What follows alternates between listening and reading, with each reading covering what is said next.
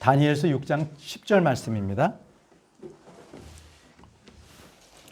다니엘서 6장 10절입니다. 네, 다 찾으셨으면 한 목소리로 읽겠습니다. 시작. 그런데 다니엘은 그 조서에 도장이 찍힌 것을 알고도 자기 집에 들어가 자기 방에서 예루살렘을 향하여 창문을 열고 전에하던 대로 하루에 3번씩 무릎을 꿇고 기도하며 자기 하나님 앞에서 감사를 드리더라. 자, 조서에 도장이 찍힌 것을 알면서도 평소에 하던 대로 말이죠. 예루살렘을 향해서 하루에 3번씩 무릎 꿇고 기도하고요. 하나님 앞에서 감사를 드리더라. 자, 하나님 앞에서 감사를 드리더라. 오늘 이 제목으로 말씀을 선포하겠습니다. 기도하겠습니다.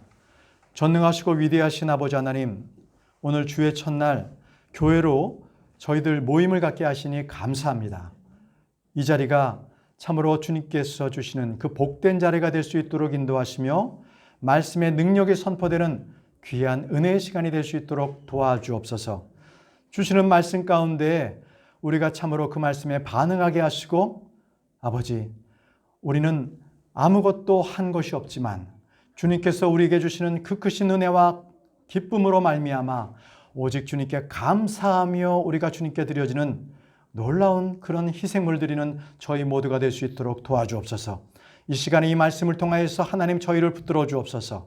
오직 하나님 앞에 정말 기쁨과 감사와 영광만을 드리는 우리 성도님들이 될 수 있도록 인도하셔서 아버지요, 참으로 이 자리가 주님께서 임재하시는 그 영광스러운 자리가 될 수 있도록 도와주옵소서. 예수님의 이름으로 기도합니다. 아멘. 아멘. 네, 자리에 앉으시기 바랍니다. 오늘 그 다니엘서 6장 말씀을 저희가 읽었습니다. 이 6장 말씀의 이 시기는 역사적으로요, 바벨론이 망하고 메데 페르시아 제국으로 이렇게 넘어간 때입니다. 그래서 이방인의 때가 시작된 것은 바벨론 제국이 섰던 느부갓네살 왕 때부터 시작이 됐는데, 바벨론은 아주 굉장히 강한 나라였음에도 불구하고 67년 만에 패망하고 말았어요. 그리고 이제 메데와 페르시아 이 나라로 이 제국이 바뀐 거지요. 그래서 다니엘서 2장에는요, 느부갓네살 왕이 꿈에서 형상을 봅니다. 유명하니까 여러분들 기억하실 거예요. 그 형상의 이 모습은 어떠냐면요, 머리는 정금이에요. 정금이라는 것은 바벨론을 얘기합니다. 그 나라. 그리고 가슴과 두 팔은 은으로 되어 있었거든요. 그 형상이. 근데 그것은 바로 이제 그 다음에 이루어지는 제국인 메데와 페르시아 제국이었어요. 그 다음 배와 두 널쩍다리는 노수로 되어 있거든요. 황으로. 그것은 그리스를 말합니다. 그리스. 그리고 두 다리는 쇠고 두 발은 얼마는 쇠요, 얼마는 진흙으로 되어 있는데 이것은 로마 제국을 상징하고 있습니다. 나중에 여러분들께서 다니엘서 2장 참조하시고 또 다니엘 8장을 가게 되면 지금 드리는 말씀들이 이렇게 해석들이 되어 있는 것을 보실 수 있습니다. 왜 금이고 은이고 노시고 쇠일까요? 이 제국이요, 바벨론서부터 쭉 이어 내려오면서 로마 제국이 되면서부터는 왕권이 급속하게 쇠퇴가 돼요. 예. 그래서 바로 왕국의 그 쇠퇴함을 그 재질로서, 형상의 그 재질로서 그렇게 말씀해 주신 겁니다. 자, 지금 이제 다니엘서 2장에는 느부갓네살 왕이 본 바로 그때가 이제는 바뀌어가지고 이 형상이 가슴과 팔에는 은으로 된 바로 그 부분의 역사가 지금 우리가 읽었던 메데 페르시아 이때인 거예요. 이때. 자, 이제 메데 페르시아 왕 다리오 왕이었는데 그냥 2년이었습니다. 2년 동안 그가 다스렸는데요. 그 다리오 왕은 이제 그 대제국을 120개의 구역으로 나누어서 거기에 통치자들을 뒀어요. 그래서 다니엘서를 읽다 보면 통치자들의 얘기가 많이 나옵니다. 그러니까 여러 지역을 그렇게 제국에 있는 관할권들을 통치자들에게 줬던 거죠. 그리고 3명의 총리를 뒀어요. 우리나라는 1명의 총리잖아요. 그런데 그 나라는 워낙 커서, 제국이 커서 3명의 총리를 줬는데 그 중에 가장 첫째가 다니엘이었어요. 그리고 이때 다니엘의 나이는 벌써 바벨론으로 노예로 팔려가서 거기에서 이제 신분이 이제 내시가 됐고 거기에서 이제는 승승장구해서 이제 총리가 됐는데 그때 나이 90세가량. 지금 이 말씀을 읽을 때는 한 90세가량이 다니엘의 나이입니다. 자, 한번 그 다니엘서 6장 3절 말씀을 보시죠. 쭉 위서부터 간략간략하게 한번 설명을 드리면서 넘어가겠습니다. 3절에 그때 이 다니엘이 총리들과 통치자보다 앞섰으니 이는 뛰어난 영이 그 속에 있었기 때문이더라. 왕이 그를 세워 온 영토를 다스리게 하려고 생각하니라. 다니엘 안에 뛰어난 영이 있다고 말씀하셨습니다. 자, 이것은 이 파라오가 요셉을 보았을 때 이렇게 봤지요. 그 뛰어남을 봤던 거예요. 창세기 41장 44절에 파라오가 요셉에게 이르되 나는 파라오니라. 이집트 온 땅에 내 허락 없이는 손발을 들 자가 없으리라 하고. 그러니까 요셉을 그만큼 신뢰했어요. 파라오는 이집트 왕의 왕권을 얘기합니다. 한 나라 한 왕만이 아니라 파라오 그러면 그냥 이집트의 왕, 그럼 파라오예요. 1대 2대 3조 이렇게 이름은 다 다르지만 느부갓네살도 마찬가지입니다. 바벨론의 느부갓네살이 여러 왕의 이름이에요. 그냥 그 이름의 본래 이름은 다르지만 그냥 바벨론의 왕 그러면 느부갓네살 이렇게 합니다. 자, 그렇듯이 다리오 왕은 다니엘을 알아봤어요. 그의 총명함을 알아봤던 겁니다. 다니엘은 성령으로 충만했고요. 지혜와 명철의 영이 그에게 있었어요. 스데반과 같았어요. 스데반도요. 성령으로 충만했을 때 아무도 그를 대적하지 못했잖아요. 자, 메데 페르시아 제국은요. 이 바벨론처럼 왕권이 강한 나라는 아니었어요. 바로 그런 통치자들 이들에게 많은 권한을 위임을 했던 거거든요. 그래서 통치자하고 총리가 함께 왕의 칙령을 제정했어요. 그래서 한 번 정한 이 법은요. 왕이라도 변기할 수가 없는 거예요. 그러니까 왕권이 그만큼 약화가 된 거죠. 이처럼 금보다 은이 약한 것처럼 그렇게 은을 상징한 나라가 된 거죠. 자, 4절과 5절 제가 읽겠습니다. 그때 총리들과 통치자들이 왕국에 관하여 다니엘을 고소할 기회를 찾고자 하되 어떤 기회나 허물도 찾지 못하였더라. 어떻게 하든지 다니엘을 끌어내리고 싶은 거예요, 지금. 이 유대인을 끌어내리고 싶은 거예요. 자, 그는 신실하였으므로 그에게 어떤 실수나 허물도 찾아볼 수 없었더라. 그때 이 사람들이 이르되 우리가 이 다니엘의 하나님의 율법에 관하여 그를 고소할 기회를 찾지 못하면 그를 고소할 기회를 찾지 못하리라 하고. 자, 이게 무슨 말입니까? 종교 문제로서 다니엘을 고소해야 되겠다는 거예요. 그 다니엘에게는 아무런 흠집이 없으니까 그가 믿는 하나님, 그 종교적 행위를 가지고서 이것을 흠집을 내서 그를 끌어내리자. 이렇게 합의를 본 겁니다. 여러분, 결국 예수님께서도 죄가 없으신데 결국은 바리새인들, 대제사장 어떻게 했어요? 예수님을 종교 문제로서 문제 삼아서 그 예수님을 처형했습니다. 바울은 어땠습니까? 바울에게 문제점을 찾지 못하자 결국은 유대인들은 종교 문제를 걸고 넘어지지 않았습니까? 마찬가지예요. 여러분, 창세기에서 아벨이 왜 형 가인에게 죽었어요? 하나님의 의로운 말을 했기 때문에, 종교적인 문제가 있기 때문에 그런 죽었어요. 그러면 저와 여러분들은 어떻겠습니까? 앞으로 이제 마지막 때가 됐을 때는 분명히 계시록에 기록된 대로 종교 문제로 탄압합니다. 종교 문제로 모든 믿는 자들을 탄압합니다. 그들의 모든 소유를 갈취합니다. 그들을 산과 들로 도망가게 합니다. 경제활동을 못하게 합니다. 그때가 곧 옵니다. 곧 옵니다. 자, 6절과 7절 말씀을 계속 읽겠습니다. 이에 이 총리들과 통치자들이 함께 모여 왕에게 가서 그에게 이같이 아뢰되 다리오 왕이여 영원토록 사시옵소서. 왕국의 모든 총리들과 총독들과 통치자들과 조언자들과 대장들이 함께 논의하여 왕의 법규를 굳게 세우고 확고한 칙령을 정하였나이다. 오 왕이여, 그것은 곧 누구든지 30일 동안 왕 외에 어떤 신에게나 사람에게 청혼하는 자는 사자굴에 던져 넣으리라는 것이니이다. 자, 여기서는 왕국의 모든 총리라고 했는데 다니엘은 쏙 뺐어요. 나머지 두 총리만 참여했기 때문에 이거 거짓말한 겁니다. 마귀는 원래 거짓말쟁이입니다. 예. 그리고 그들은요, 다리오 왕을 높여 지켜 세우는 척하면서 결국은 다니엘을 죽이고자 하는 자기들의 음흉한 그러한 획책을 꾀하고 있었던 것입니다. 다리오를 그 왕을 축복하는 척하면서 바로 그를 저주하는 것과 마찬가지예요. 시편 62편 4절 말씀에 이렇게 기록되어 있습니다. 그들은 단지 꾀를 내어 그의 뛰어난 위치에서 그를 떨어뜨려 하고 거짓을 기뻐하나니 그들은 자기의 입으로는 축복을 하되 속으로는 저주하는도다. 셀라. 겉으로는 축복하되 속으로는 저주하는도다. 이것이 바로 거짓된 자, 마귀들의 속삭임에 속은 자들입니다. 다리오는요, 자, 이러한 법률에 아무런 의심 없이 동의했습니다.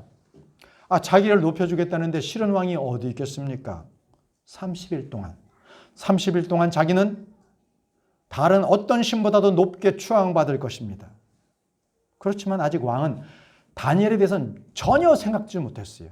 다니엘이 사자굴에 던져질 것에 대해서는 전혀 생각지도 못하고 도장을 찍었습니다. 이제 칙령이 선포가 되었지요. 이 선포가 된 이후에는 왕도 이제 바꿀 수가 없는 상황이 되었습니다. 8절을 보십시오. 오 왕이여 이제 칙령을 굳게 세우시고 그 조서에 도장을 찍어 메대 사람과 페르시아 사람의 법 곧 바뀌지 않는 법에 따라 그것을 바꾸지 못하게 하옵소서 하니 다니엘은 왕이냐 하나님이냐 둘 중에 하나를 선택해야 됐습니다. 하나님께 충성하면 지상에서의 이 총리직은 끝장나는 겁니다. 자, 그러면 여러분 잠깐 꾀를 내서 이렇게 하면 어때요? 문을 닫고 기도하는 거야. 사람들 몰래 골방에 들어가서 기도하는 거예요. 그런 방법이 있겠죠. 그러면은 하나님께도 기도하고 왕에게 절했다는 것을 우리가 아무도 모르지 않습니까? 요렇게 하는 방법도 있어요. 그런데 왜 그것을 안 했을까요? 그걸 왜 안 했을까요? 그거는요, 다니엘은 그런 유치한 방법을 안 썼어요. 정식으로 그는 맞대했어요. 다니엘은 비겁한 사람이 아니었습니다. 그는 자신의 생명을 하나님께 향한 그 신앙과 바꿀 생각이 전혀 없었습니다. 자, 어떻게 했는지 한번 보십시오. 9절과 10절 말씀입니다. 그런 까닭에 다리오 왕이 그 조서와 칙령에 도장을 찍으니라. 그런데 다니엘은 그 조서에 도장이 찍은 것을 알고도, 자, 다니엘은요, 그 조서에 도장이 찍힌 것을 알고도 자기 집에 들어가 자기 방에서 예루살렘을 향하여 창문을 열고 전에 하던 대로 하루에 3번씩 무릎 꿇고 기도하며 숨어서 하지 않았습니다. 하루에 3번씩 무릎 꿇고 기도하며 자기 하나님 앞에서 감사를 드리더라. 자기 하나님 앞에서 감사를 드리더라. 아니, 이제 일촉즉발에 자기의 기도하는 모습을 보게 되면 그는 총리직에서 내려와야 하고 이제 사자굴에 던져서 죽음을 봐야 하는데 그는 감사를 드렸습니다. 여러분, 이것을 어떻게 설명할 것입니까? 아니, 죽음의 목전에 있는 그 위험한 지경에 있는 사람이 하나님 앞에 그 길을 택했다면 그에게 전혀 위협이 안 됐었을까요? 다니엘은 문을 열어놓고 기도했습니다. 그는 그 조서에 도장이 찍힌 것을 알고 기도했습니다. 인간이라면 분명히 피할 수 있는 방법은 여러 가지 있었을 것입니다. 도리어 여러 가지 핑계를 댈 수도 있을 거예요. 그래, 내가 비록 이번 한 번만은 30일 동안 기도하지 않고 내가 모든 백성들을 잘 인도하기 위해서 내가 이번 30일 동안은 기도하지 말자. 이렇게 자기 스스로 합리화시킬 수도 있었을 것입니다. 그러나 그는 그러한 거짓 합리화에 자기를 속이지 않았습니다. 그 타협을 거부했습니다. 왜냐하면 기도하는 것은 바로 영적인 문제였기 때문에 그렇습니다. 기도하지 않는다면 그는 하나님으로부터 받은 그 성령, 지혜와 계시의 영이 멀어져 갈 것이기 때문에 그는 기도를 끊을 수 없었습니다. 기도는 할까 말까 선택의 문제가 아니라 무조건 해야 되는 것입니다. 여러분들은 기도의 생활을 어떻게 하십니까? 혹시 여러분들 가정에 여러분들께서 기도할 수 있는 조용한 골방이 있으십니까? 아니면 여러분들만이 기도할 수 있는 그 장소가 있으십니까? 이제는 여러분들께서 집의 가장이라면 그 집에만큼은 영적 권위를 지키시기 바랍니다. 제사장이라는 사실을 명심하시기 바랍니다. 집에서 영적 위의 환경을 모두 없애버리십시오. 어린이들 게임이 있습니까? 버리십시오. TV가 있습니까? 켜지 마십시오. 여러분들 인터넷 환경에서 아이들을 노출시키지 마시기 바랍니다. 혹시 여러분들 스스로가 유행가를 부르십니까? 영적으로 위해합니다. 다 버리십시오. 다니엘은 예루살렘을 향해서 창문을 열고 기도했습니다. 이는 다니엘이 매사에 말씀에 따라 정통하게 그 말씀대로 행했던 것을 보여주고 있습니다. 다 같이 역대하를 보겠습니다. 역대하 6장 21절입니다. 역대하 6장 21절 말씀. 다니엘은 이 말씀에 따라서 그는 분명히 행했던 것입니다. 역대하 6장 21절입니다.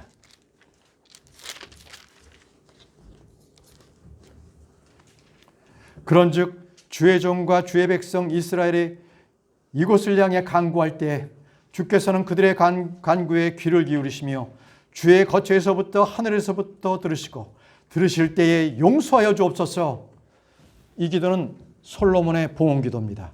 주의 종과 주의 백성 이스라엘이 이곳을 향해 간구할 때에, 예루살렘을 향해 간구할 때에 주께서 그들의 간구에 귀를 기울이시며, 여러분, 바로 다니엘은 이 말씀에 근거해서 예루살렘을 향해서 기도했던 것입니다.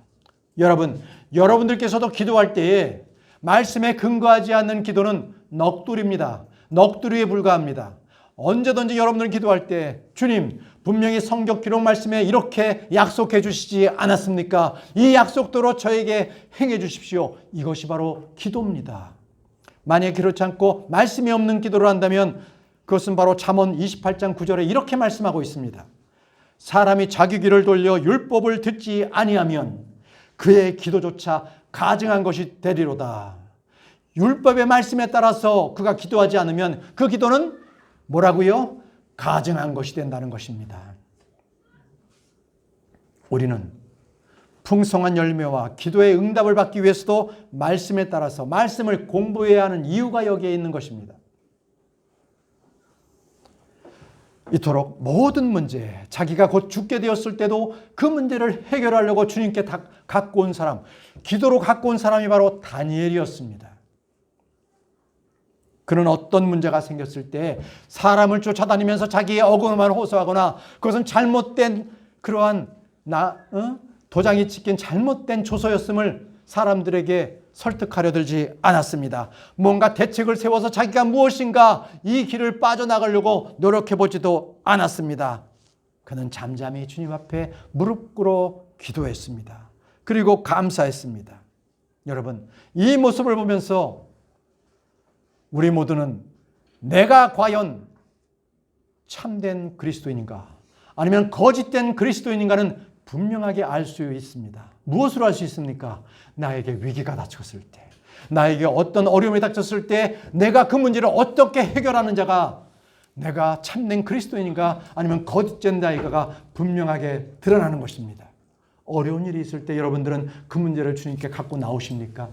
예, 그러면 그것은 참된 그리스도인입니다.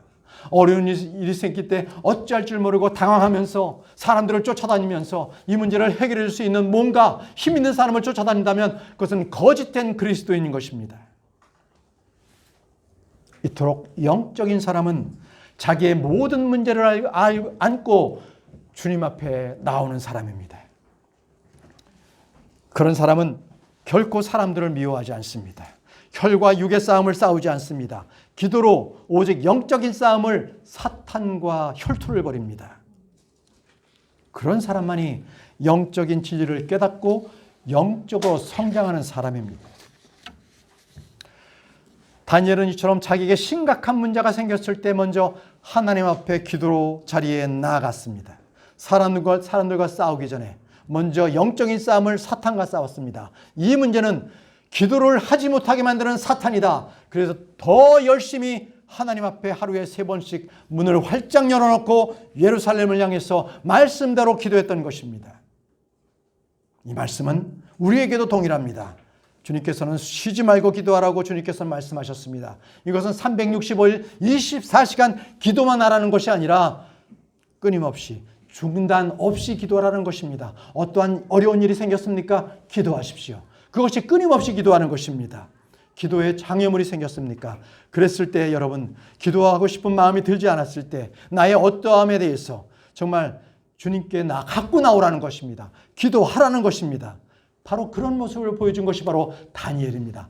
기도하라. 이것이 바로 다니엘에게 오늘 우리에게 주시는, 다니엘을 통해서 주시는 말씀인 것입니다. 시편 55편 17편에는 이렇게 하루에 3번 기도하라는 말씀이 나옵니다. 시편 55편 17절에 저녁과 아침과 정오에 내가 기도하고 크게 부르짖으리니 그분께서 내 음성을 들으시리로다. 여러분, 사람이 보통 어려운 일이 생길 때만 주님 앞에 기도하는 경향이 있습니다. 그것은 바른 기도의 생활이 아닙니다. 평소에 기도하는 사람이어야만 본인에게 어려운 일이 생겼을 때에 그것을 영적인 힘으로 이길 수 있고 마귀를 물리칠 수 있는 힘을 주시는 겁니다. 여러분, 평소에 기도하십시오. 평소에 기도해야 내가 영적인 힘으로 살아갈 수가 있는 겁니다. 다니엘은 하나님 앞에 감사 기도를 드렸습니다. 왜 그렇습니까? 이 상황에서 울부짖거나 위기에 대해서 어떻게 극복할 것인가 정신없이 기도할 것이 아니라 그는 감사했어요. 차분한 마음으로, 영적으로 그는 안정적으로 주님 앞에 조용히 기도했습니다. 비록 하나님께 기도하면 그는 사자굴에 던져질 것을 알았음에도 불구하고 하나님께 기도하지 말라는 금지 명령이 내렸음에도 불구하고 그는 두려워하지 않고 감사를 했다는 것입니다. 이건 뭡니까?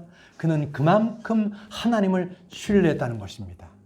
그만큼 하나님을 신뢰했다. 하나님을 신뢰하지 않는다면 이렇게 위기의 상황에서 하나님께 매달릴 수가 없는 것입니다. 신실하신 하나님, 그분을 알기 때문에, 그분을 믿기 때문에 그분 앞에 나의 문제를 들고 나올 수가 있는 것입니다.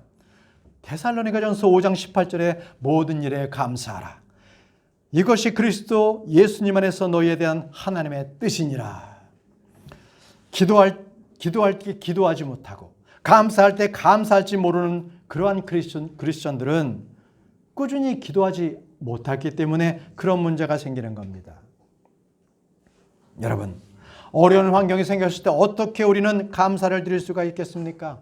오늘 말씀에 주목하십시오. 다니엘은 자기 하나님 앞에서 감사를 드리더라 이렇게 기록되어 있습니다. 하나님은 어떠한 분이십니까? 그분을 바로 알아야 합니다. 그 하나님은 이때까지 다니엘을 인도해 주신 하나님이셨습니다. 그 하나님은 그 이방 신이 그 많던 그 이방 문화에서 그 가운데서도 믿음을 순결하게 지킬 수 있도록 다니엘을 지켜주시고 도와주셨던 하나님이셨습니다. 그 하나님은 인간의 세상에서 제 뜻대로 살면서 인생의 생사화복을 주관하는, 인간의 모든 삶을 주관하시는 절대적인 주권자이신 하나님, 인간의 모든 뜻을 다스리시는 그분이셨던 것입니다. 바로 그분을 다니엘을 믿었던 것입니다. 여러분, 여러분의 환경의 변화가 언제 찾아오십니까? 환경의 변화가 어떨 때 여러분들이 감사가 치솟습니까? 이것은 간단합니다.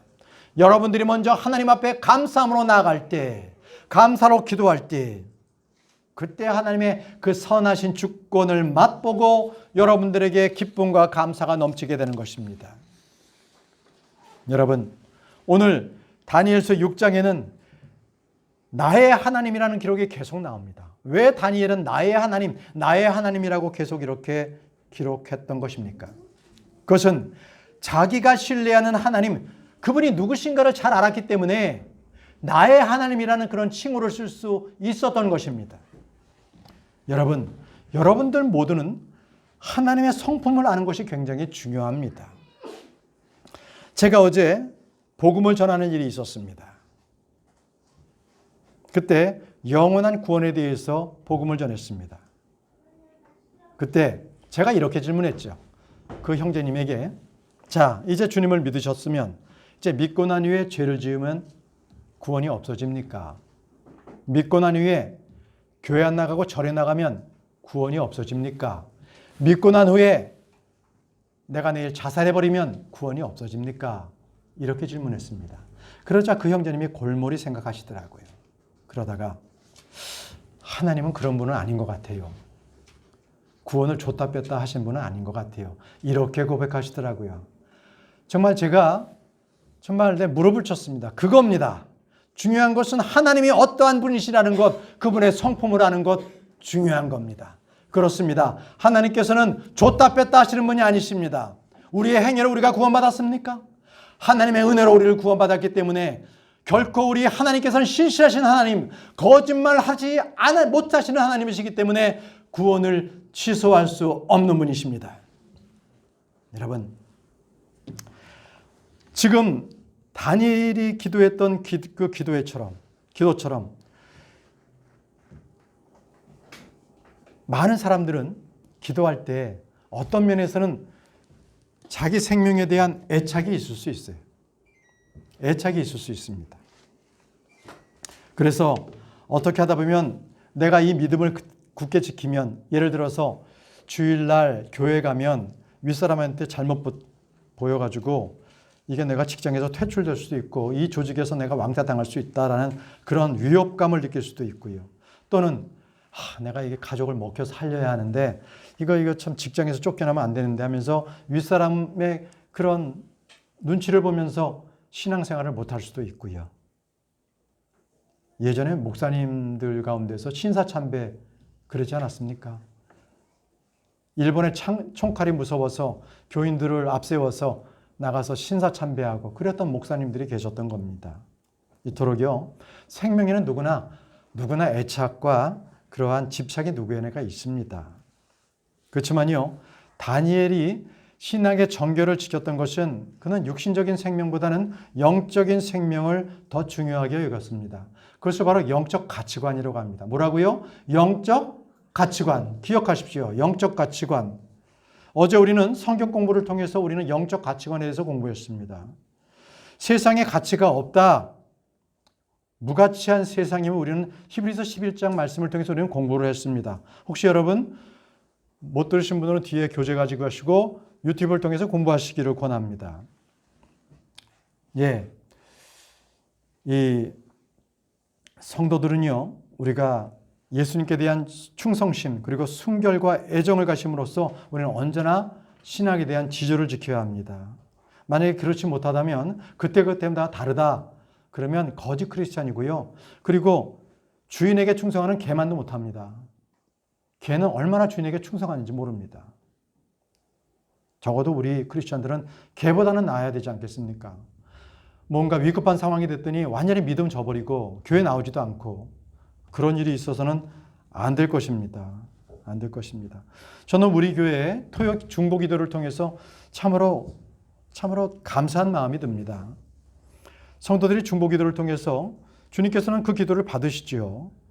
모든 일이 해결할 수 없는 일들임에도 불구하고 주님께서는 분명히 그 문제를 해결해 오심을 저희는 늘 보고 그것을 목격해 왔습니다. 그런데 말입니다, 여러분. 그 기도 자체가 여러분들 어떨 때는요, 여러분들에게 해가 줄 수 있다는 것 명심하시기 바랍니다. 우리가 기도하는 행위가 우리 모두의 삶에 있어서 완전히 내 생명을 가져갈 수 있다는 것 명심하십시오. 물론 지금 이 순간에는 그런 일이 없지만, 그러나 여러분, 사례 한번 들어볼까요? 다니엘에게 한 달 동안만 기도하지 말라 그랬죠. 지금 이 조서가 한 달 동안. 이거 중요한 의미가 있습니다. 코비드 우리 지금 겪고 있지 않습니까? 그때 이 교회에 대해서 일정 기간 모임을 금지시키는 방역 당국의 공문이 있었습니다. 실제 모임을 못 갖게 했습니다. 기억하십니까? 네. 그때 많은 성도들 교회 안 나왔습니다. 그런데 저희 교회는 어떻게 했을까요? 다 나왔습니다. 다 나왔습니다. 비록 모이면 방역당국 수칙으로 그 위반으로 개인에게 300만 원 벌금이 있다. 예, 그것도 날아왔습니다. 그럼에도 불구하고 우리는 모였습니다. 그때는 예배당이 없어서 식당으로, 빵집으로, 그리고 제가 잠시 머물렀던 원룸으로 전전긍긍하면서 우리는 예배를 모이다가 모이지 말라 하는 때 우리는 계약했습니다. 바로 이 예배당을 계약했습니다. 계약하고 그 다음 주부터 예배 드렸습니다. 떳떳하게 드렸습니다. 과연 하나님께서 보시기에 어떤 크리스찬이 진정한 크리스찬으로 기억되시겠습니까? 다니엘은요, 삶에 있어서 그 기도가 해도 되고 안 해도 되는 선택의 요소가 아니었다는 것입니다. 다니엘에게 기도는 삶의 전부였습니다. 모든 것이 바로 거기에 달려 있었던 것입니다. 그렇습니다. 기도는 모든 것에 매는 줄입니다. 영적인 요소는요, 기도부터 출발합니다. 기도부터 출발합니다. 다니엘은 기도하며 하나님 앞에 감사를 드렸습니다. 크리스찬은 모두 하나님 앞에 감사를 드려야 하는 사람들입니다. 내 상황이 어떠한 상황이 될지라도 그것을 바라보지 않고 오직 하나님 앞에 당연히 이 문제가 해결될 것을 믿고 감사하며 기도하는 사람, 이것이 바로 크리스찬인 것입니다. 이것이 바로 크리스찬으로 변화된 증거이기도 합니다. 그래서 크리스찬은요, 주변 곳곳에 감사함이 널려 있다는 사실입니다. 마시는 것도 감사하고, 일어나서 걷는 것도 감사하고, 누워서 잠잘 수 있는 것도 감사하고, 숨 쉬는 것도 감사하고, 감사할 줄 아는 사람들이 크리스찬입니다. 에베소서 5장 20절 말씀에 모든 일로 인해 우리 주 예수 그리스도의 이름으로 항상 하나님 곧 아버지께 감사하고 이렇게 말씀하셨습니다. 모든 일로 인해 하나님 곧 아버지께 감사하고. 여러분, 이러한 감사가 여러분 가운데 나타났습니까? 예, 그러면 그분은 기도하는 분입니다. 진정한 크리스찬입니다. 감사가 여러분들의 입 밖으로 그리고 기도로 주님 앞에 나타날 수 있도록 여러분 기도하시기 바랍니다. 우리가 쉬지 말고 기도할 때에 바로 그러한 감사가 나타나는 것입니다. 그런데 여러분, 늘 상황이 녹록하지는 않습니다. 교회 갔다가 주차자리에 가봤더니 누가 내 차에다가 뭔가 낙서를 해놨네. 수련회 갔다 오는데 아이고 교통사고를 당해버렸네. 마귀가 더 열심히 노력합니다. 어느 성도님은 새벽기도 갔다가 강도를 만났어요. 있는 거 다 빼앗겨버렸네. 이렇다는 겁니다.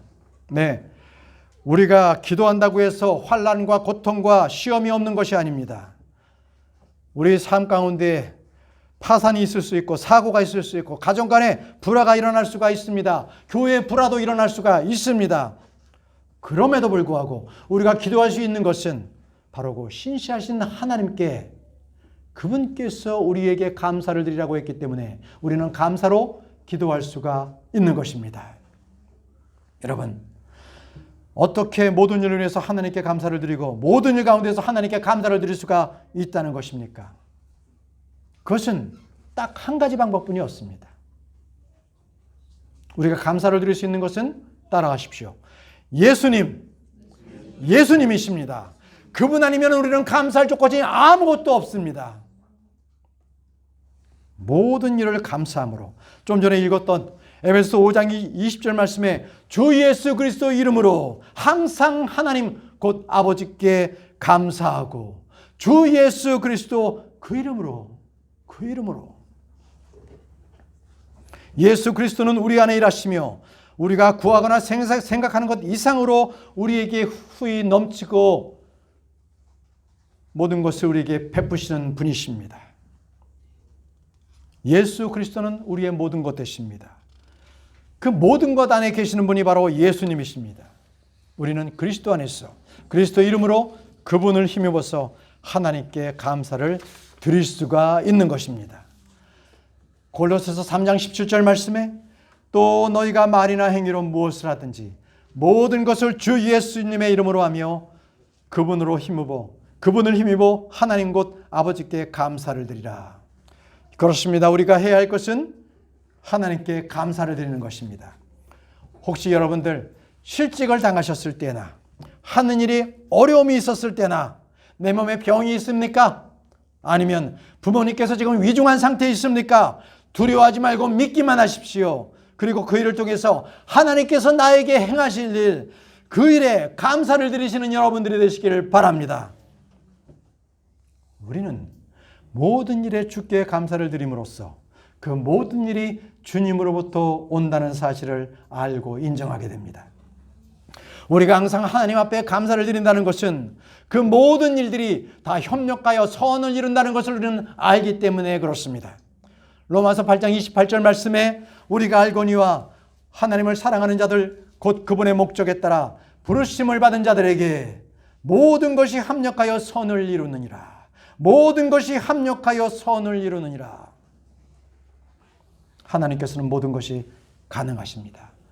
하나님께서는 우리에게 모든 것을 베푸실 수 있는 능력이 있는 분이십니다. 우리에게 실질적으로 모든 것을 공급해 주시는 분이십니다. 여러분, 그러하기 때문에 우리는 모든 일 가운데서 모든 힘든 어려움 가운데서 감사를 드릴 수가 있는 겁니다.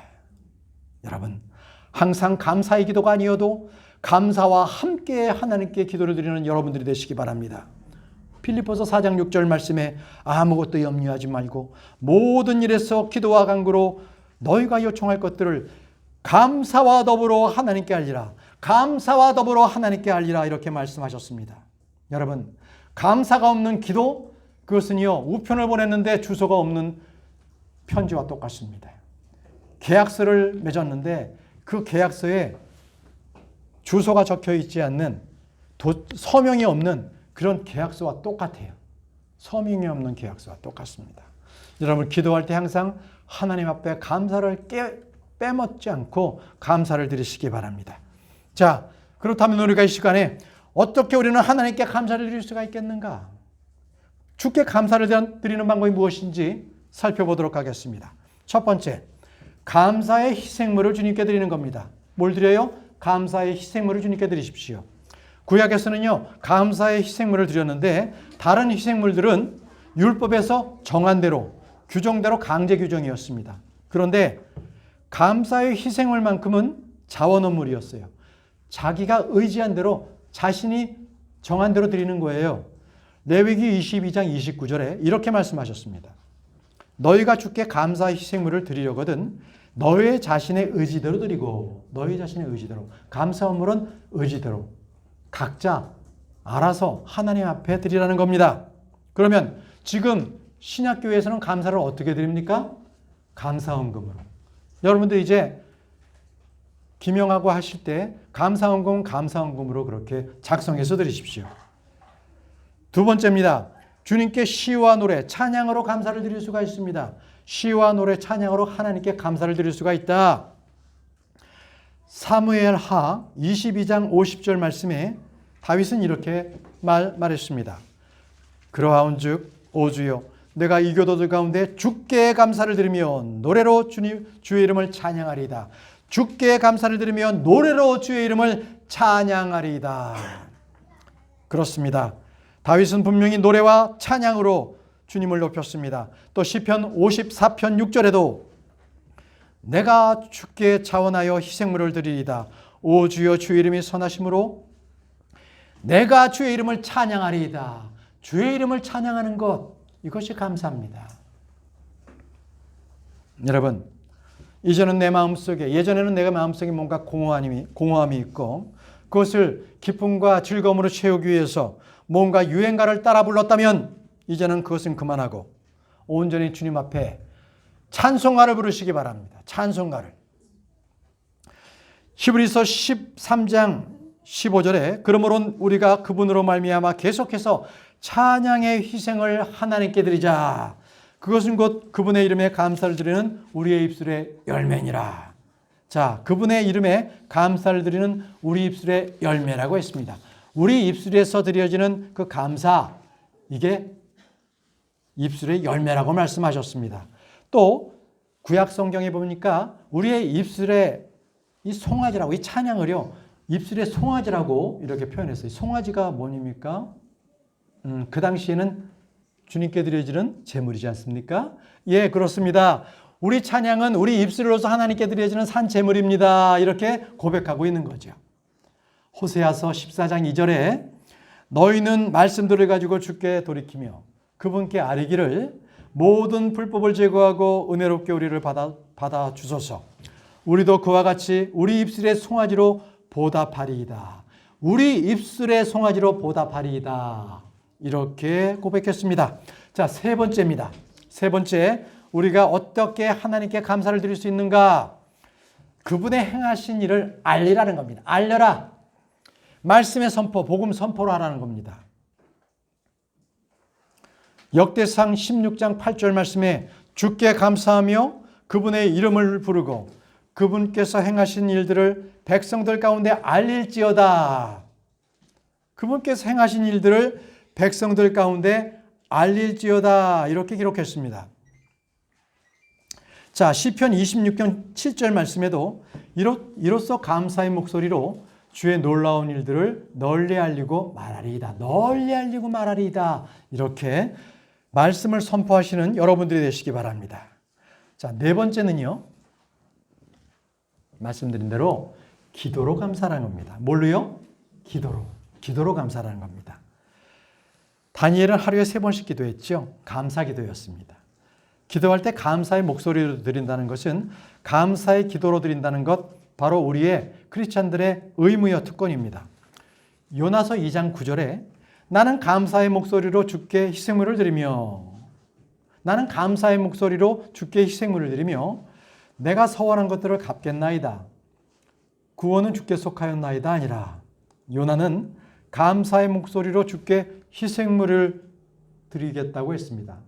여러분, 우리는 언제나 감사로 주님께 희생물을 드리시기 바랍니다. 다섯 번째는요.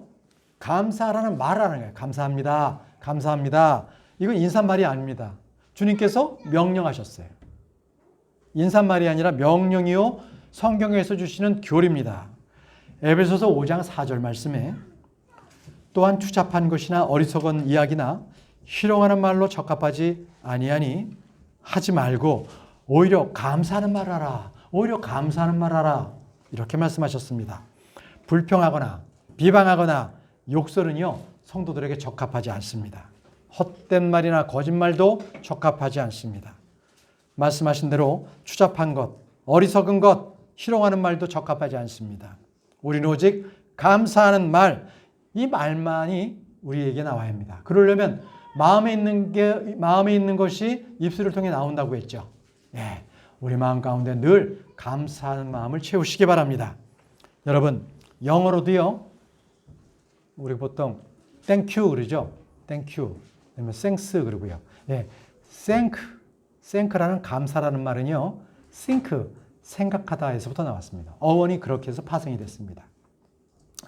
그래서 주의 일, 주의 말씀, 주의 성품, 주님의 이름을 생각하는 것, 그것으로부터 감사는 시작된다는 겁니다.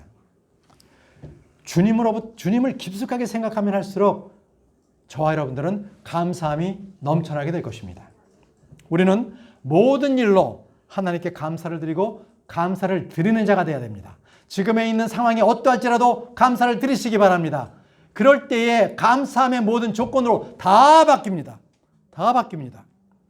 골로새서 2장 2장 7절 말씀에 그분 안에서 뿌리를 내리고 세워지며 가르침을 받은 대로 믿음 안에서 굳게 서서 그분 안에서 넘치도록 감사를 드리라. 그분 안에서, 예수 그리스도 안에서 넘치도록 감사를 드리라고 말씀하셨습니다. 여러분, 우리는 무슨 일을 해도 대충 해서는 안 됩니다. 크리스찬은요, 무엇을 하든지 간에 넘치도록 해야 합니다. 죽게 하듯 해야 합니다. 여러분, 바울은요, 자신의 사역에 대해서 넘치도록 한 사람입니다. 넘치도록 기뻐했고, 힘이 넘치도록 자원했고, 넘치도록 기도했으며, 넘치도록 사랑을 베풀었던 것이 바로 사도 바울입니다. 그는 은혜 또한 넘쳤다고 합니다. 디모데전서 1장 14절에 그는 이렇게 기록했습니다. 우리 주의 은혜가 그리스도 예수님 안에 있는 믿음과 사랑과 함께 넘치도록 풍성하였도다. 넘치도록 풍성하였도다. 여러분, 주님은 인색한 분이 아니십니다. 넘치도록 풍성하신 분이십니다. 긍휼이 풍성하십니다. 은혜가 풍성하십니다. 사랑이 넘치도록 우리에게 부어주셨고 생수를 넘치도록 우리에게 부어주신 분이십니다. 여러분, 우리는 주님께 감사를 드려야 합니다. 우리는 넘치도록 드려야 합니다. 여러분, 저와 여러분 우리가 모두가 믿는 자입니다. 믿는 자는요, 감사하는 자가 되어야 되고, 믿는 자는 불평하지 말아야 되고, 믿는 자는 비방하지 말아야 합니다. 믿는 자는 감사해야 합니다. 골로새서 3장 15절 말씀에 하나님의 화평이 너희 마음속에 다스리게 하라. 너희도 그 화평에 이르도록 한 몸 안에서 부르심을 받았으니 감사하는 자가 되라. 뭐라고요? 감사하는 자가 되라. 이렇게 명령하고 계십니다. 여러분, 이제 다니엘은 하나님 앞에 기도하되 하나님 앞에서 감사를 드렸습니다. 그래서 그가 어떻게 되었습니까? 다니엘서 6장을 가보겠습니다. 오늘 우리가 읽었던 본문 말씀 다니엘서 6장 22절 23절 말씀을 제가 읽겠습니다. 다니엘서 6장 22절 23절 말씀입니다.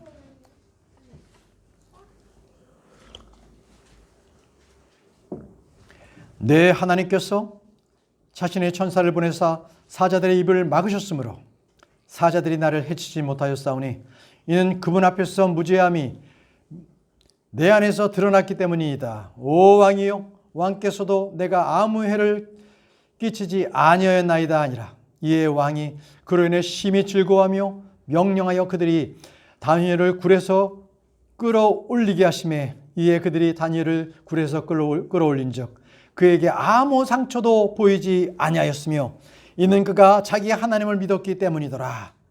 여러분, 다니엘을 굴에서 끌어올렸더니 그에게 아무 상처도 보이지 않았다고 합니다.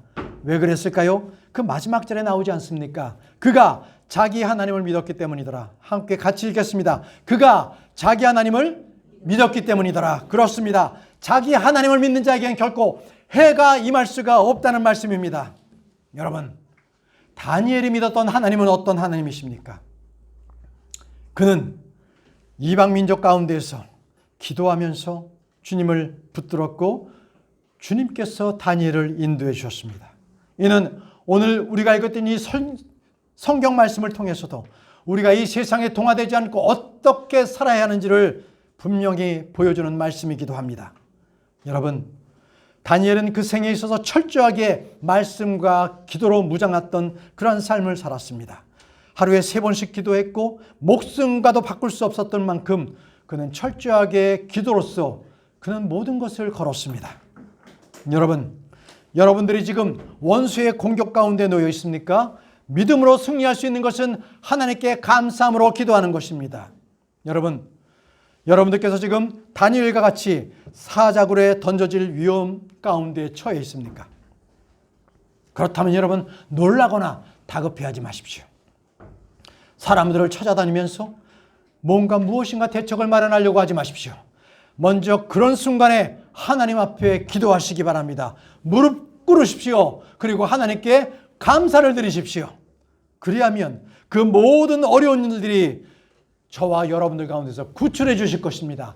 다니엘을 구출해 주셨던 사자굴에서 구출해 주셨던 그 하나님께서 저와 여러분들도 그 감사의 기도를 들으시고 구출해 주실 것을 믿습니다. 이 시간 저와 여러분들은 모두 다니엘의 그러한 신앙을 본받기를 바랍니다. 그런 믿음이 저와 여러분들의 믿음이 되기를 간절히 소원합니다. 기도하겠습니다.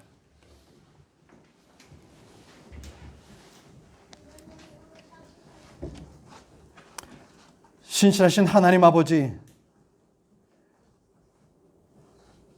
저에게 도저히 감사할 수 없는 일들이 있을지라도 주께서 말씀하셨듯이 하늘들이 땅보다 높으며 내 길들이 너희 길들보다 높고 또 내 생각들이 너희 생각들보다 높다라고 말씀하신 것처럼 우리가 지금은 깨달을 수 없고 알 수 없지만 이 환난과 고난 가운데서 우리를 건져주시기를 원합니다. 우리가 믿음의 길을 갈 수 있도록, 그 길을 걸어갈 수 있도록 주님 도와주셔서 지금까지 내가 지내온 것처럼 하나님의 은혜, 그 은혜에 감사하는 자가 되게 하셔서 아버지여, 모든 일들 가운데서 주 안에서 아무런 해를 입지 않고 구출되는 역사가 우리 가운데 있게 도와주시옵소서. 예수님의 이름으로 기도합니다. 아멘. 우리 다 같이 찬송